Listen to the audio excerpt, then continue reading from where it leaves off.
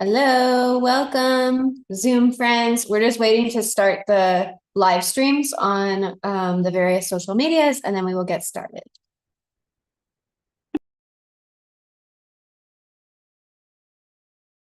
We're streaming? Is it on? We're doing? Oh, I got 2 thumbs up this time. I needed 2 thumbs up. Okay. We got 4 now. Whoa. Oh, wow. We went to town now. Okay, so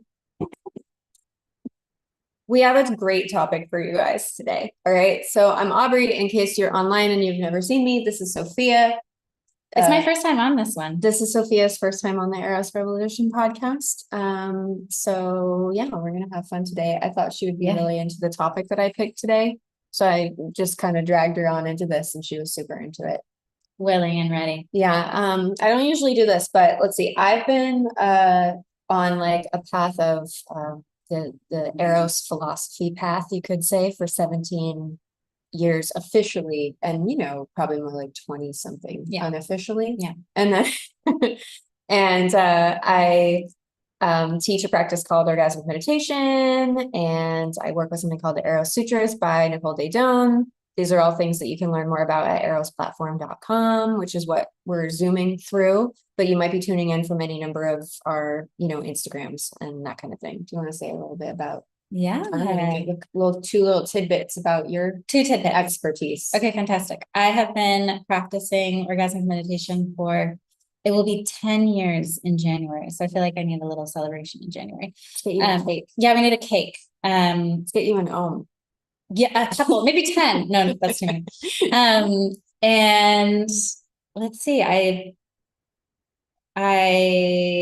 well, actually, I'll say that I am a co-lead of Women Over Dinner, which is our women's movement, and we are hosting a dinner tomorrow night. That's why I happen to be in New York City, and that is why Aubrey asked me to come on this podcast. So if you don't know about Women Over Dinner, you should check it out, womenover.dinner.org. It is a fantastic movement, revolution, nonprofit. Oh, yeah. Hell yeah. Well, yeah. Let me just open.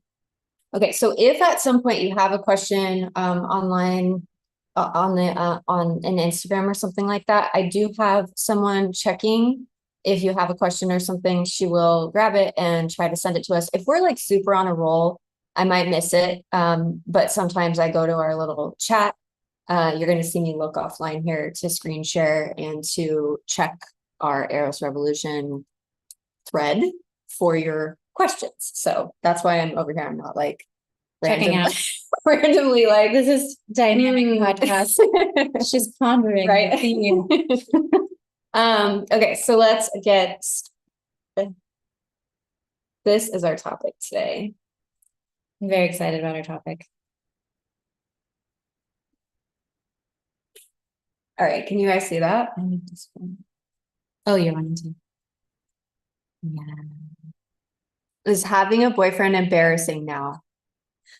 That's our topic. I love the image. She's like, oh. So this is, I think, British Vogue.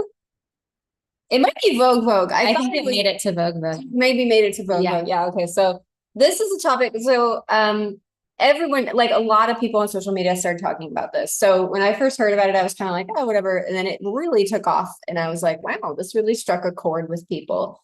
And so when I started thinking about it kind of from the erotic perspective, it was one of those type of ones where it felt like any direction you go with it has some kind of erotic wisdom or erotic validity, And so I got excited to talk about this. So the first angle that I wanted to look at this from was the one that I'm going to go all over the place with this. Yeah. So like, if you don't like my first take, just know that I have several other ones that I'm also into.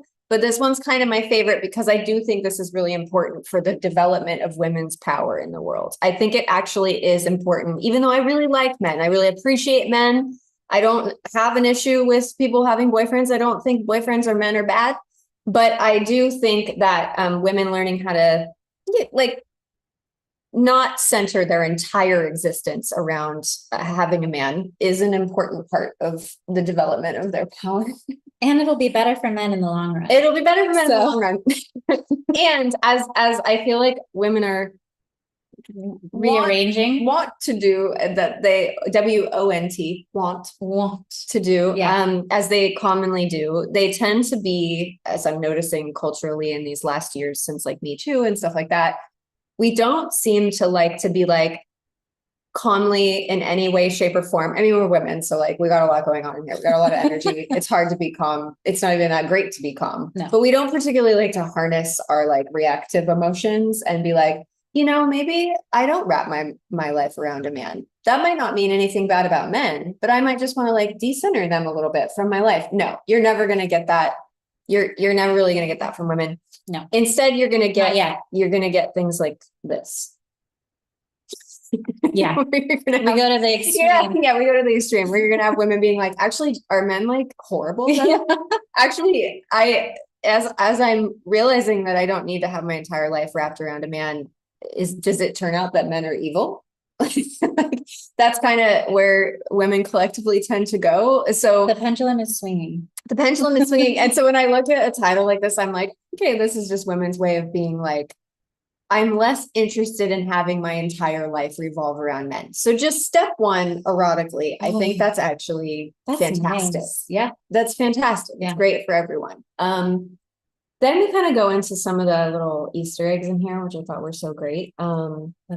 Easter eggs. Let me just move this. Oh, it doesn't help. I'm doing this. That's what I'm doing. Okay. So, I wanted to talk about this because I thought it was really great. So there's this thing that women are doing these days, and I see this from just old friends who I happen to still follow on Instagram from like 2014, who I don't even talk to anymore, all the way to like, you know, celebrities and even like female political figures and stuff. And there's this thing called a soft launch and a hard launch. This is what you do with boyfriends now as women, apparently. So a soft launch is like, what is it? Putting subtle, like posting a post that gives subtle signs that you're seeing someone. So like a male hand on a steering wheel, clinking glasses at dinner, or the back of someone's head. On the more confusing end, you have faces blurred out of wedding pictures. Oh my God, that's so progressive. Or entire professionally edited videos with the fiance immediately cropped on the fiance. That's not even a soft launch anymore. Oh my gosh. Anyway, so there's this thing that women are doing called the soft launch, where you kind of like, you're seeing someone, but you don't want to announce it the way that people used to do a lot on social media and be like, I am dating you now. Yay. On Facebook, you change your status. You change your status, you know, that kind of thing. Now it's like these pictures that make you be like, is she dating someone? Yeah. Like, oh, so and they'll even, now it's so common that they'll just put hashtag soft launch or like soft launch or whatever, and just be really overt about it. And then so much of a soft launch then. And then eventually they'll do a hard launch. You want to talk about a hard launch? Well, I mean, it would just be the opposite of that, where you're like, here they are. It's in your face. But it's kind of funny because like soft launch is also like, I'm like, is it a soft launch if you're hashtagging soft launch? But I do like the like artistic element of a soft launch, where you're like, you know, like the hand on the steering wheel, and then people are like, what is that? Who is that? The intrigue it causes. Right. Yeah. I like this a lot as well. Are people embarrassed by their boyfriends now, or is it something more complicated going on? To me, it feels like the result of women wanting to straddle two worlds, one where they can receive the social benefits of having a partner, but also not appear so boyfriend obsessed that they come across as quite culturally loserish. We liked that. And so they want the prize and celebration of partnership, but understand norminess of it. Well, a lot of words in there that were created. And I would just like to ask anyone out there who's Eros savvy, Eros philosophy, Eros sutra, erotically savvy, and has perhaps been on calls with me before.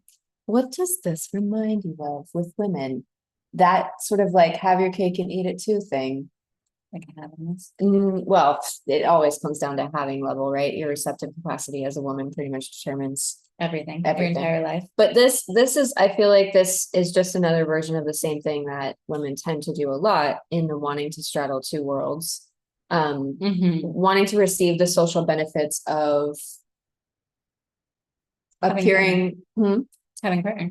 Yeah. But like appearing, like in another way, it's like appearing very innocent or non-sexual or like not too sexual, you know, like having the cultural benefits of not being labeled in a particular way where you've crossed some kind of line and can be like demonized or judged for something. While, but also not appear like a prude or whatever, you know, there's like the Madonna whore complex and all that too, and all the different ways that it plays out. Women also tend to want to receive the social benefits of kind of acting victimized by everything and lacking resilience and needing like a lot of protection, while also not appearing too fragile. Like we like to be like, I'm empowered, right? But also I'm traumatized, you know, and it's kind of become like this strange badge of honor or something like that, you know. And so there's you'll see this a lot when you're looking into how us women are wrestling with our conditioning. You'll see these kinds of things a lot. There's freaking ton of sutras all about it. We sure do. And then that whole part was pretty morose, but I did want to go to this last part. Made me laugh really hard. Why does having a boyfriend feel Republican? Which really was very funny. And like I think it reminded me of I don't even save this TikTok video. We have a bunch of videos to show you guys and stuff on how people are responding to this article on social media. But there was this really funny one the other day that was like two people acting out a skit, and it was like they were probably in their late 20s, and it was like this girl, and she had like blue hair, and you know she's on a date with a guy who's like super liberal, and it's an over the top kind of sketch, right? Like it's like really over the top, like she's asking all the questions that you're supposed to ask when you're woke, and he's responding with all of the things, you know, but then he takes it to another level, and the waiter comes to like give them the check or whatever. Like throughout the whole thing, there's all these things that keep happening where the waiter comes to give the check, or that comes to do this or whatever. And she kind of looks to him like, are you going to be the man in this, the traditional, you know, male role kind of thing, like pay for it or whatever. And he not only does it, but he looks at the waiter and he's like, why would you insult her by putting that in front of me? How could you do that? She's a feminist. Like, what are you thinking? You know, and she's like, can't like figure out how to play back because she really wanted him to pay for it. But then like, she can't argue with the logic at all either. And so in the end, she's like, that's it. I'm leaving. I'm dating a Republican. Oh my God. It was so funny. But anyway, so we're going to show you guys a couple of videos now. Responses to this article. Okay, so we'll go to where is it even? Okay.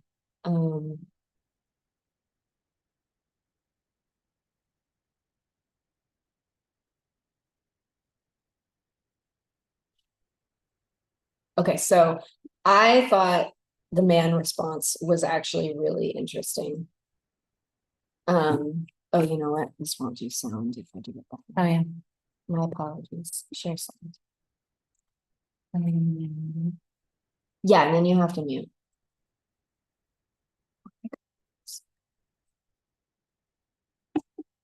Okay, here we go.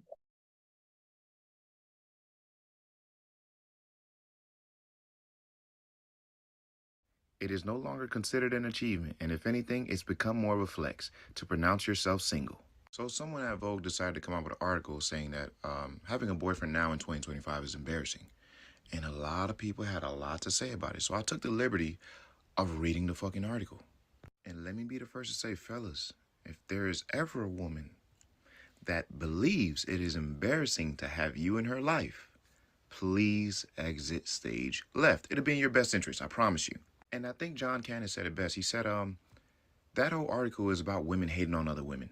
And he couldn't be more right. Because a lot of the article is about how women don't like to see other women with their boyfriends. Whether it be posted online, whether it's out and about, whether he's a part of her content creation, whether she even mentions him on any post of some sort on her social media presence at all. She gives examples about how like her favorite creators, as soon as they get into a relationship, she unfollows. She doesn't even want anything to do with them. And her thing is she unfollows because she believes those creators now are going to surround their whole content creation around their man. Which brings like to how they say women's identity become all about their man or their relationship. And they just flat out don't like that. And the part that gets embarrassing for women is after they pedestalize their men and they plaster him all over the internet on their profiles, they put him in their content, so on and so forth. At some point, he is going to cheat on you or do something thoroughly embarrassing or just disappoint you in some way, shape, or form. And because And then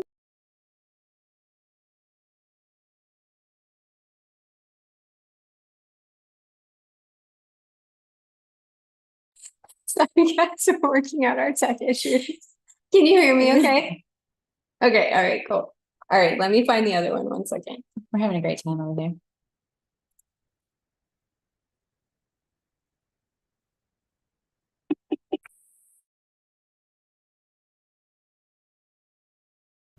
More advice you didn't ask for. As a current boyfriend, I feel like I am pretty qualified to speak on this matter, and having been the hard launch and the soft launch boyfriend in years past, here's my take on this Vogue article. Is it embarrassing to be a boyfriend these days? I don't know, but here's 3 things that men could do to be less embarrassing. Number 1, a protect and provide mindset. Fellas, you lead in a relationship with this mindset, I promise you it'll take you very far. Get your finances in order and make sure your girl feels safe around you, all right?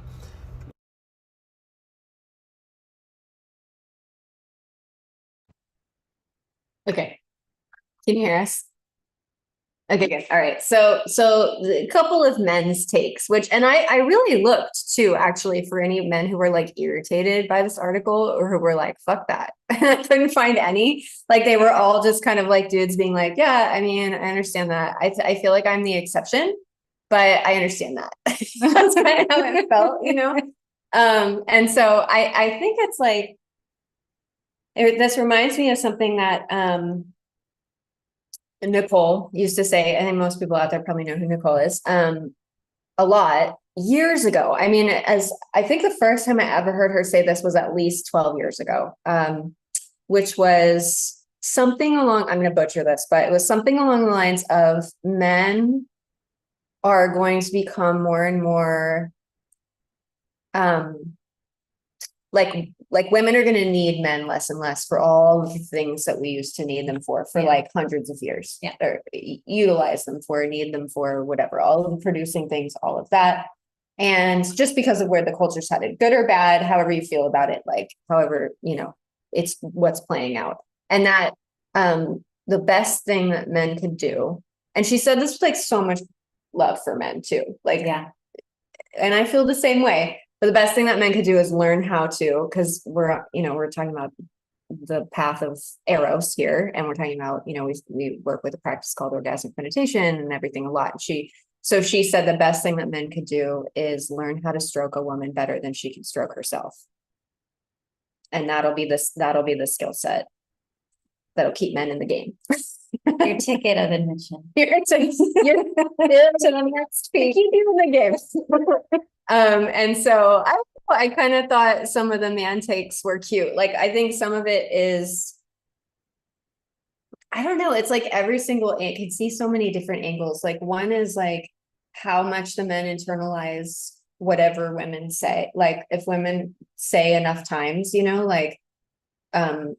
eventually men get on board and they're like, oh, okay, well, I want to be the exception to that because everything I do in my life is pretty much to get women's attention anyway. And so let me figure out how to, like, I picture male birds, like the crazy ass like dances that male birds do. That's what's in there. Peacocking. That's what's in there. Yeah. You know what I mean? Like that level of, let me figure out exactly what I gotta do here to keep that, to keep aligning myself with that energy. And so, but I also think it's interesting, like I look at videos like that and I'm like, oh, these are men reflecting where women have, as far as a woman's growth has gone with, like,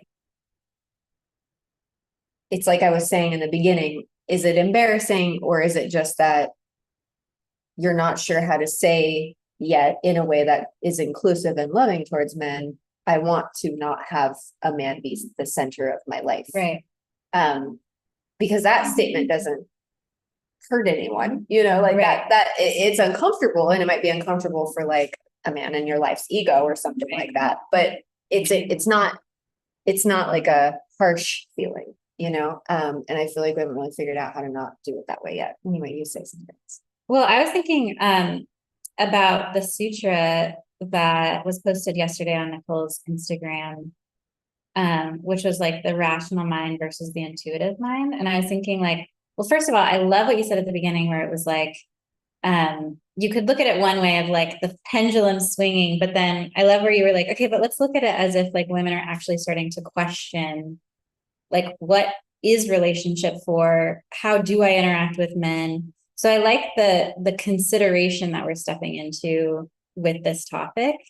But I also think it's like our wrestle as women is like we're looking for a rational solution for a rational problem. Whereas the Instagram that was posted yesterday on Nicole's Instagram, I think it's called, the sutra is called Following the Intuitive Mind. And it says, it's not going to be an exact quote, but it says, the rational mind will take you to the very edge of the known world, but only the intuitive can actually enter the mystery. And I think that conversation to me is like what we're all so hungry for as women, is how do I enter? Like, we're like, it's like we keep marching to the gate. Oh. We keep marching to the gate of the mystery, you know, and then we're like, will a different relationship form? Oh yeah, this is it. Okay, this is great. The intuitive mind enters the mystery. The rational mind can bring us to the very edge of the known world. With excellence and precision, it can build conditions, theorize about the unknown, and master outcomes, which is like this whole article. Like, it's like all these little theories about the mystery. What it cannot do, though, is enter the mystery. In fact, it either blocks it out or falls apart when it does enter. The rational mind cannot navigate the invisible world from which the impossible comes. From which the impossible comes on. I like that, right? Genius, wisdom, meaning, reverence, and the organic arising of awe and gratitude all emerge from this realm. And I think, to me, like, as you were talking and sharing, and as we read this article, that's what I was thinking of, is like, how do we get to that place that we're actually hungry for? Like, women keep marching to the gates of the mystery, and it's like, if we cut men off and say that they're idiots, will it then give me, and you know, and it's like, no, because we're just doing the same thing on the other side of the spectrum, you know. And it's so that was what was on. And then you always have to kind of come back to the reality that most women don't want to touch at all, which is that the way that the men in our lives is a direct result of our training, our lack of training, our willingness to include them, our tendency to disinclude them. Well, and it's like, because we're not, as a culture, you know, I think we very much know this experientially in this moment, that as a culture, we are unwilling to acknowledge the existence of Eros and the existence of the mystery. And so I think, yeah, I totally agree that it's like, because of that, we're not willing to look at it's a result of our, we would have to be like, oh, this thing is true. The invisible realm is true. And then in it, women have massive influence, like massive power, and that it's actually already here. Because I think, in the rational mind, we think it's something that we have to get. And so that's like what we're constantly like reaching for, is like, is it a relationship that's going to bring, I mean, I know that experientially, like, I would want a relationship because of the status it would bring me, whether it was just the relationship itself or like that specific man was like, he was going to bring me something. And then the moment that I realized he's either not going to bring me that, or I got all I could, I'm like, fuck this. And I think that's where we're at as a culture. But it's like, we would have to admit that, like, I mean, like, a woman gets a glimpse of like, oh, I am the jewel, I have value. And then she's like, a dude in her life looks pretty different at that moment Yes. than what she was seeing him as when she lacked value. Yes. But if we're not surrounded by erotic women to actually reflect that to us, then it's really easy because we don't have right reflection in the world to be like, oh, you just saw your value. That's amazing, and then to slow down. Let me show you guys. I'm going to show you guys this video. We're going to ace it with the sound. Okay. I'm going to show you guys this video of women realizing this is a huge trend. Like this video and others like it that are all in this same trend have millions and millions of likes. Like this is a massive trend. But this is like women realizing. I think this is, I would say the erotic perspective on this is women realizing they're spending, like that being with a man is a spend, not a generative activity. It's an investment. And so it's a disillusioning realization. Let's take a look. Oh, that's so let's take a look now.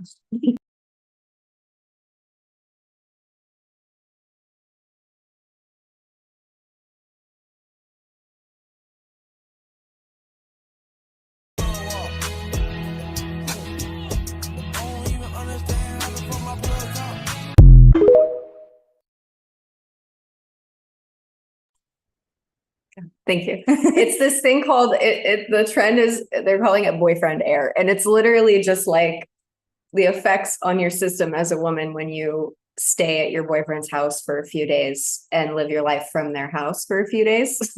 Or like I've heard women being like, I went on a date with a man and it was 12 hours. Right. And you go and you will really probably go past the peak is what happens. And you're like, well, just live here now. And then it's like videos about like, she's like, and it's not at first, when I first saw it, I was like, oh, they're like bragging about sex, like her hair's all tousled and whatever. But then as I was watching the videos, I was like, oh, they're not talking about sex. They're literally just talking about how gross you start to feel after living in your boyfriend's house for a while, where you're like, you start to break out and you feel kind of greasy and you just like their shower and the stuff they have in the shower isn't the same as what you have in your shower. And you can't fog. You have the fog and there's just kind of and I was like, oh, right. This is why for many years now I don't have a boyfriend. I haven't had a boyfriend for like a year and a half and it's been great. But but before that, I've had boyfriends a lot. But in the last years of it, probably the last like 5-6 years of it, I would never permanently share a room because I have boyfriend air. because one of the embarrassing. Right, that's embarrassing. So I think one of the biggest disillusionments for women is that culture teaches us that having a boyfriend and having a partner, having a husband, all of that is going to be like the highest achievement of your life or something, or one of them. And that it's going to give you a type of like generative energy fulfillment and joy and it's going to be like the source of ongoing joy for you in a certain way. And it's actually quite like as though it's going to be giving you something, which is what you were just talking about. And it's actually quite the opposite. Like we really get, let me show you this other video that Sophia found today. That's really good. And then I'll say a lot of it.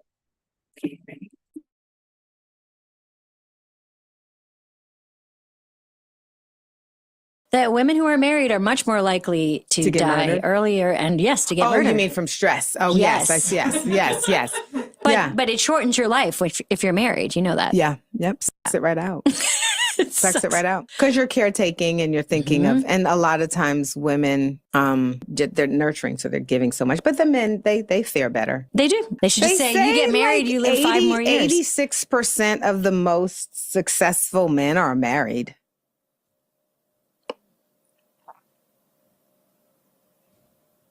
I'm just saying. That's gotta, they need that grounding. They need that home base. And women don't. No. Because they find it in friendships. Yeah. You know what I was saying? And tell me this, anyone else in here? Have you noticed that men, there was a study. If you ask men who their best friend is, most of them say their wives. Right. And if you ask a woman, she's really got her friends. She's like, Lisa, Amy. Like they really, they have it. And for men, it'll be their wives. So You did it. Yeah. Okay, thanks. So yeah, one of the biggest disillusionments is being told by culture that, it's going to be this like Disney dream that's going to be a never-ending source of like energy and fulfillment for you as a woman to, finally get the relationship of your dreams kind of thing. And actually just almost at a biological level, like you're really getting your fulfillment and your energy and your inspiration and all of that kind of from your friends and the women in your life. It's like more of a mycelium network way of being. And men actually, a relationship and a man can be a great, incredible source of joy and growth and like deep fulfillment, but not in the way that culture says it's going to be. Mm-hmm. It's in a totally different way. It's in an investment way. You as a woman, I mean, ideally, here's Aubrey's take on this. Okay. Develop your capital as a woman, develop your erotic being until you are like super interior wealthy, exterior too, if you want, all of it, all the forms of wealthy, but like have your power and your live, like become a sovereign being, right? Like don't try to invest heavily in a man until, or a relationship with any gender of that form. Right. Until you have your capital, right? Until you have your sovereignty, until you have enough to actually invest and not just kind of lose all of it and then be really at the mercy of your conditioning. You're in debt and you're at the mercy of your conditioning with no power. Yeah. Anyone hasn't experienced that. That is actually a really valuable experience. I have had that many, many times. Well, yeah. It's like you could be in any setting. I mean, you could be in like a mansion and it doesn't matter. You're basically in a trailer park. Like you're inside, you're in a trailer park. You're like, I'm locked in an endless. It's a very big prison battle between masculine and feminine with no power, just completely at the mercy of my own conditioning. like I can't get out. I don't even have enough power to change anything. And then what happens? You get a woman who's just bitching about everything all the time. That's a low powered woman stuck in a relationship that she doesn't have enough power to change or get out of. That's all that is. Oh, amen. Anyway, that was a really valuable experience. Wow. But I would say it's kind of like do the work to develop your sovereign erotic being and then invest if you want to, if you feel called to the growth that exists in that kind of relating, then invest in that. And it is it is an investment. It is coming out of your bank account as a woman. That's the biggest disillusionment. Yes. With men, it is coming out of your bank account. It is not, they're not putting it in. They are a source of great joy. It is not that. It is not that. No. I mean, I currently am in a relationship and I can attest to that. But the coolest thing about it, because it's like on the flip side, I think that part of what this article is like, it's, the pendulum that we've talked about, where it's like, I'm going to make my whole value related to my relationship status, which I still think runs our culture. Like if you look out, you're like I'm whatever age I am, like if I'm 35 and I'm not married and I don't have like these normal things that are supposed to give me value, like it's really hard out there in the world, and I think it's shifting. There was actually a Eros Revolution where you showed a bunch of videos and it was like the first time that I was like, oh, it is shifting, but you have to like look under the surface. Under the complaint. I mean, it's like, under every complaint is a desire. So it's like, it's not, what's the word? Not impossible or hopeless, because I think that like, it's getting so loud. It's like that, there's that suture where it's like, anxiety isn't like a problem to diagnose. It's like your desire knocking at the door that you will not open. And so I think that is like a huge thing for women to admit, is like, okay, there's clearly something, because if you read this article, you're like, okay, under all the words is like, they're telling you how obsessed they are with men. And so it's like this game that you're never going to win, because you're like, I'm either going to make they're my entire value, or I'm going to like pretend I'm cutting it off and don't need it. But actually am secretly obsessing behind the doors, waiting for a man to come sweep me off my feet. Right. And I very much relate to that because I used to, when I was younger, I used to say like, I'm never going to get married. I don't need a man. I would say those words all the time, but secretly I'm like, when is he coming? Like, where is he at? I mean, like, I've been married 2 times. So clearly that words that I was saying were not true. But that shift of like, a man is going to give me something I'm kind of inside of that turn right now. And it's wild because like before I really admitted that, like I would look at him and be like all the things I don't like about you, everything you say is wrong. Like the way you look, the way you act. And the moment that I like, it really actually has happened in the last month where I'm like, this is my everything out here is a result of how willing I am to be generous. Yeah. And I think that is like the big shift that we have to make. And to understand what is generous. Like I used to think that sparing someone's ego was generous. Yes, totally. Which is actually like how relationships are mostly in the culture. And it's like, no, actually figuring out how to communicate something to someone that's totally gonna pop their ego, but doing it from a place of respect for them and ultimately approval for them, but like not hesitating to like be honest and adjust something and be like, that's not working, and treat them like an equal. That's generous. Yes. I used to take that because we say, Nicole would talk a lot about like, be willing to risk the relationship, like say the truth to be willing and be willing to risk the relationship. And so I used to think like, oh, that means being generous is like saying something that's gonna like get rid of him. It's not that. It's like, so like being in an erotic relationship, it's like it's like this very thin line to walk, and you're like constantly like falling off, getting back on, falling off, getting back on. But recently, like that shift of generosity is like being willing to say something because I know the man that exists inside. There actually was a reason that I love this man.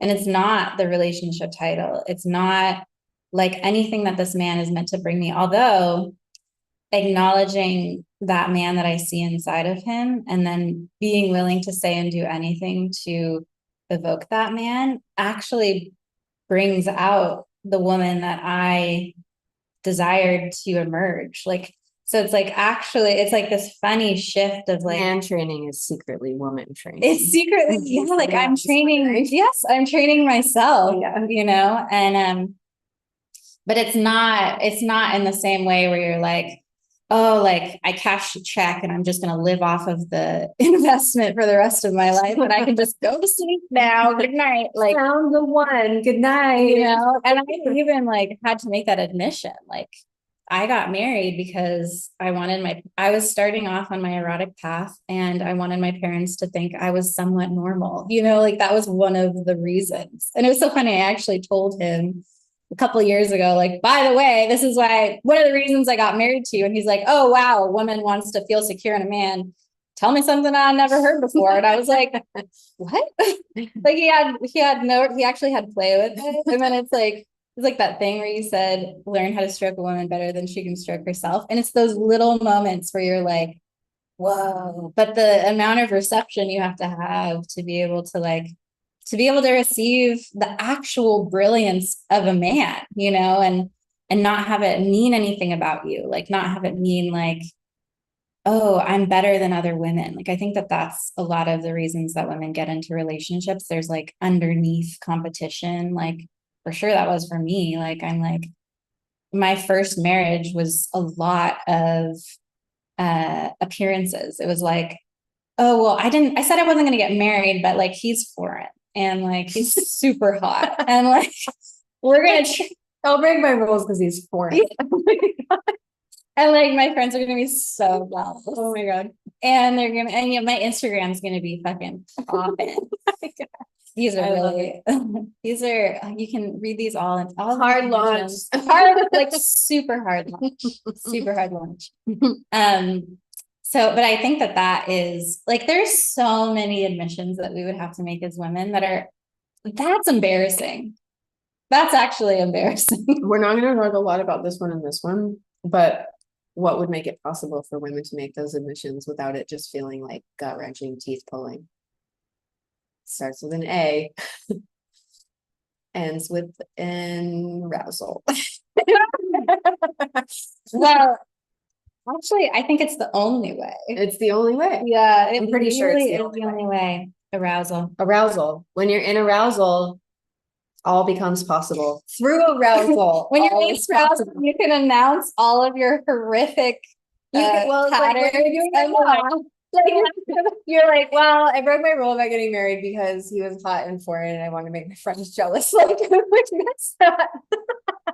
But it's like you can just run down a list of all the things to admit. We could do it collectively as women. Yeah, we we could get could. on a big Zoom together, We you could. know, and just it'd make all the admissions. You just have to be in arousal to do it. That would be This like is why our very golf arousal. meditation is so important, guys. Like, we need this to really spread.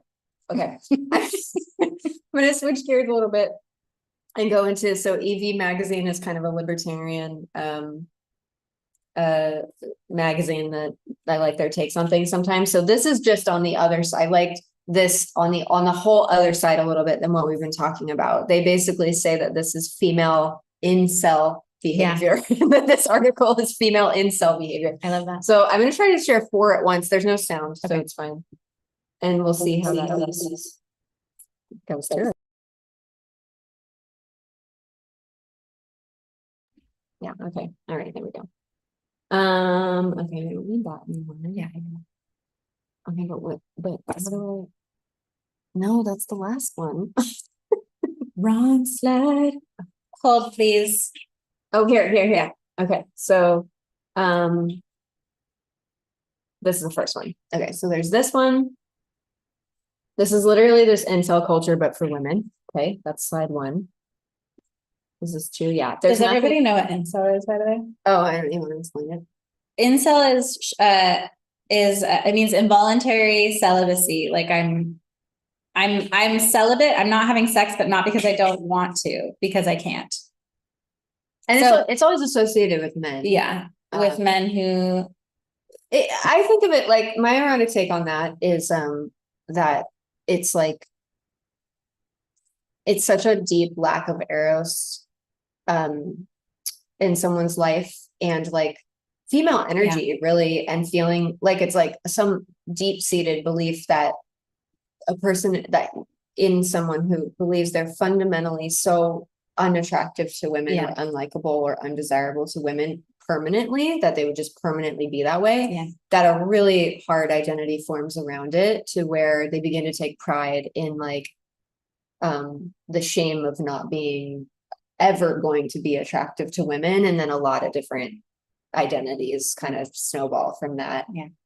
It's actually really that, honestly, I've never said this, but the incel like culture or whatever and behavior really makes me like profoundly sad. I was just thinking profoundly sad. I was just thinking that. I think I just seen like a drop of generosity or Eros from someone who has it in any form, like can just change someone's life so deeply. And it makes me feel like the energy flow of Eros through the world, like blood flow, like erotic blood flow through the world. However,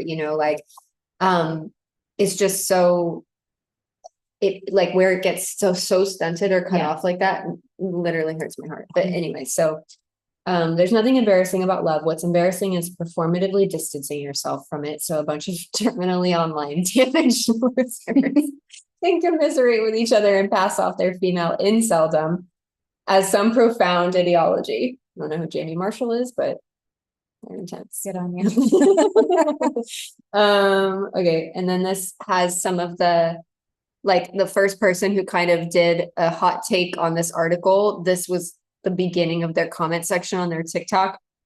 So Julia Fox, and if you guys know who that is, she came, it's like, is having a boyfriend embarrassing now? And she says, it like is.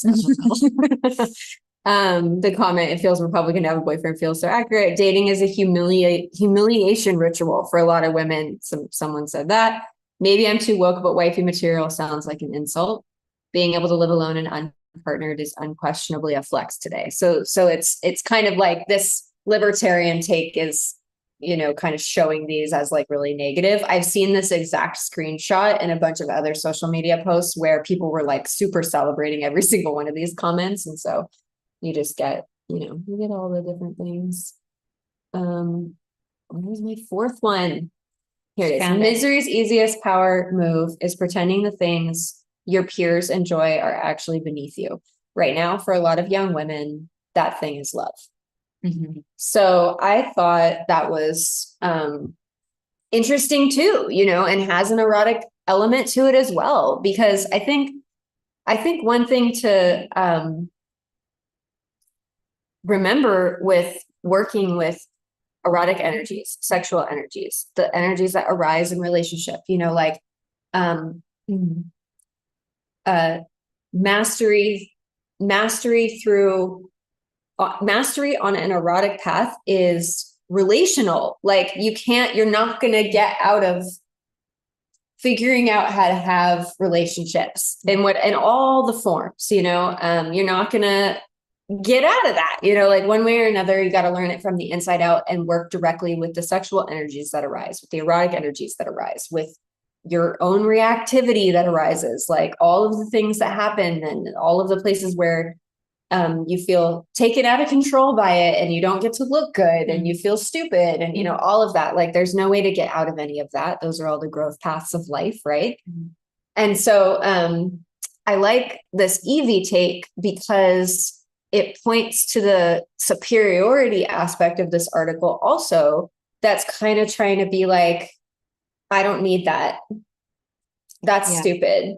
You know, I don't need that. I don't need a man, you know? And so I feel like it bookends what I wanted to say today nicely, because I say this is probably the thing that I say to people when I'm working with people on the Eros Sutras and on like their own erotic path and everything, more than anything else, which is you're always going to be finding the dynamic sweet spot in the middle between trying to like divorce sexual energy or suppress it or control it or get rid of it, and going all the way to the other side of just getting dragged around by like lust and addiction and, you know, kind of like the wild horse of sexual energies, just getting dragged around by it, right? And you're looking to learn how to like harness and ride that horse and be in a relationship with the horse, you know, like you're learning how to skillfully how to develop the skill to be with the nuclear power that is sexual energy. And it's always going to be this dynamic moving sweet spot that you're finding again and again in each moment. And so it is with relationship also. Like it's not about, I guess it's embarrassing to have a boyfriend now, so men are losers, so I won't do that, you know. And it's not about centering a man at your life and deciding that that is the end all be all and the highest place that you can achieve as a woman. So now I can retire, you know, like it's not about that either, right? Like you're looking for something, you're looking for where you are as a woman in the middle, which is always kind of moving, like, I don't know, I think of Sophia, you know, she's actually been, how long have you been married now? 6 years. 6 years. Like you've got some time on the mat. Yeah. In a marriage container, you know what I mean? In a marriage relationship. Like I think of Sophia, and because I am honored to get to be someone that she, you know, confides in a lot and shares like in a deep way her growth experiences from within her marriage. And I have seen her learn so much and like really throw herself into it again and again and again, into the connection between them, and like just work out some of the most difficult inquiries as a woman that you can wrestle with, you know, and actually just get in the ring with it again and again and just be like, all right, see how this one, you know, like what's going to come out of this one, you know. And like plucky, you're very plucky about it. You're just like, okay, we're going back in, you know. And so one of the things that I've seen from you a lot is that like you'll go this direction for a while of like really decentering husband. The idea, not even like the person. Yeah. Sometimes he gets wrapped up in that. Sometimes you. I forget. Sometimes I cut it all off. Right. But it's like not even about Yeah. the man that he is. It's more like the idea of husband, right? And you're like, oh, I got a little wrapped up around that too much. And so then you'll kind of shove away from that, you know, Yeah. and then you're like, oh, coming back to my center, you know, and then you go on that ride for a while and remember your sovereignty as a woman, right? And then you're like, oh God, I kicked the baby out with the bathwater, you know, like let me go back and recollect this human who's actually like really wonderful and loving, and we have like a really deep relationship, and go and tend to that, you know, and then go into that and actually bring the generosity that you now have to offer because you reminded yourself that you are a free woman, you know, and so he gets to then benefit from that, right? Because you don't get shit from a woman if she's not free. If you're getting anything from a woman and she's not free, you're getting Sugar, you're getting ego hits, you're getting complaint, you're getting a fake Forms. like a fake persona. forms in the way, like thinking that a form is like Commerce, you're getting commerce. Exactly. She's giving you what she thinks She's she needs trading. to in order to get your validation and your attention. It's like a barter system. It's a barter system. Yeah. So you're not, you want a free woman. That's all I'm saying. Yeah. And then I think, okay, so the very last piece for today is this video. Thank you for that, by the way. You're very welcome. Yeah, I'm proud of you. I felt seen. Yeah. I think you're amazing. I think you're. So our last video is this one, and it does have sound. So I'm ready.